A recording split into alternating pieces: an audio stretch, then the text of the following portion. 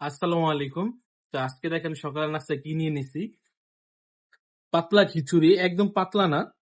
আর এখানে হচ্ছে আমের আচার, আর এটা হচ্ছে জলপাই আচার। আর আমার কই মাছ রান্না করছিল তো। আমার এই খিচুড়িটা খুব ভালো লাগে, একদম ঘনও না একদম পাতলাও না, মাখো মাখো, খুবই ভালো লাগে। হুম। খিচুড়ির টেস্টটা খুবই মজা। তবে খিচুড়ি কিন্তু আচার দিয়ে খেতেই সবচেয়ে বেশি মজা।